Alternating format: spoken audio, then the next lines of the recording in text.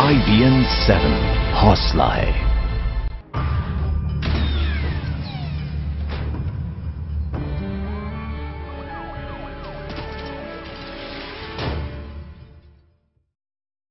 नमस्कार, मैं हूं आपके साथ हिमानी नैथानी।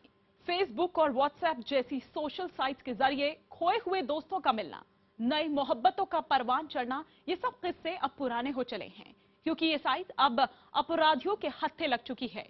जी हां, अगर आप भी फेसबुक पर दोस्तों से चैट करने के आदी हैं तो जरा होशियार हो जाइए। ऐसा ना हो कि आपका प्रोफाइल किसी अपराधी ने पढ़ लिया हो और आप उसके निशाने पर हों।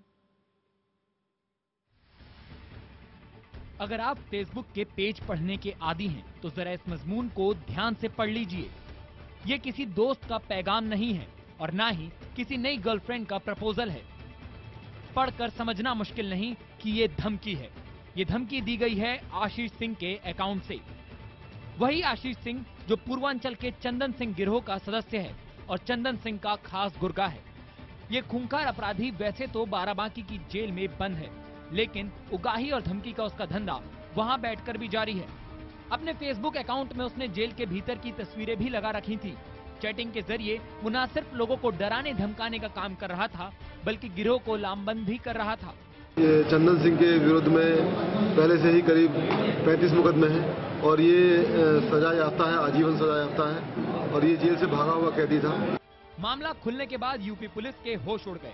आनन फानन में कार्रवाई करके आशीष सिंह का मोबाइल जब्त किया गया और चंदन सिंह गिरोह के ज्यादातर सदस्यों को बाराबांकी से लखनऊ जेल ट्रांसफर कर दिया गया। चंदन सिंह गिरोह अकेला नहीं जो जेल में रहते हुए सोशल साइट्स का इस्तेमाल कर रहा था। ये हैं सत्यव्रत राय, कुख्यात श्री प्रकाश शुक्ला का साथी और सजा याफ्ता कैदी। पुलिस के हाथ सत्यव्रत की फेसबुक प्रोफाइल तक पहुंचे तो खुलासा हुआ कि सत्यव्रत भी जेल के भीतर बैठकर लगातार चैटिंग कर रहा है। पुलिस की छानबीन शुरू हुई तो मिर्जापुर की जेल में भी बंद कैदी अविनाश यादव का फेसबुक अकाउंट भी पकड़ में आ गया। अविनाश यादव ने डॉन के नाम से अपना प्रोफाइल बना रखा था। पुलिस ने इनके अलावा भी कुछ और कैदियों के फेसबुक और ट्विटर अकाउंट को ढूंढ निकाला है, जिनके जरिए ये अपराधी दहशत का कारोबार चला रहे थे।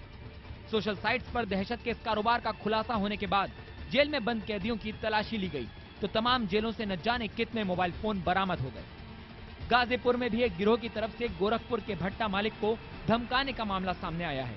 ये धमकी भी जेल के भीतर से दी जा रही थी। गोरखपुर की जेल में सजायाफ्ता कैदी राजकुमार वाजपेयी भी फेसबुक के जरिए लगातार चैटिंग करने में मगन था। इन घटनाओं ने सरकार की भी नींद उड़ा रखी है। जेल मैनुअल में हम संशोधन करने जा रहे हैं, कितना और सुधार उसमें हो सकता है।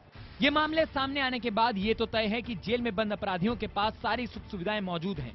सरकार की लाख कोशिशों के बावजूद जेल में मोबाइल फोन का इस्तेमाल धड़ल्ले से हो रहा है। ऐसे मामलों का जब भी खुलासा हुआ तो जेल प्रशासन की मिलीभगत सामने आई है।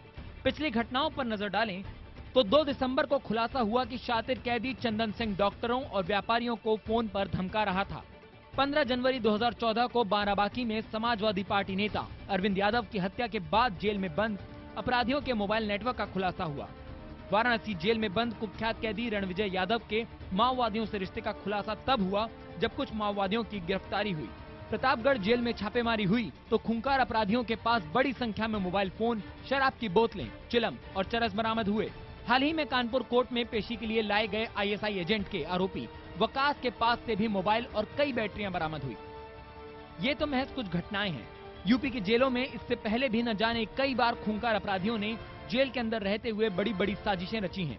दरअसल भारत की जेलों में चल रहे इस तरह के अपराध को रोक पाना बेहद मुश्किल है, क्योंकि ज्यादातर जेलों में क्षमता से कई गुना ज्यादा कैदी रखे गए हैं। यूपी की जेलों में कैदियों की क्षमता 52,000 की है, जबकि फिलहाल यहाँ की जेलों में 90,000 कैदी बंद हैं। सरकार का दावा है कि अगले 2 सालों में जेलों की क्षमता 23,000 और बढ़ाई जाएगी। ऐसी गतिविधियों को रोकने के लिए यूपी की 23 जेलों में CCTV कैमरे लगाए जाएंगे। यूपी की 10 जेलों में जैमर लगाए जाने की भी तैयारी है। इसके लिए 2 कंपनियों को काम भी दे दिया गया है। प्रमुख जेलों में मोबाइल पोल सिस्टम लगाने की तैयारी है, जिससे कि सिम कार्ड डिटेक्ट हो जाएगा।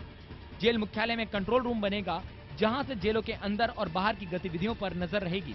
इसके अलावा ई-पास बनाकर कैदी से मिलने वालों का ब्यौरा रखा जाएगा। फिलहाल पुलिस और प्रशासन के लिए सबसे बड़ी चुनौती है सोशल साइट से होने वाले अपराध की घटनाओं पर काबू पाना।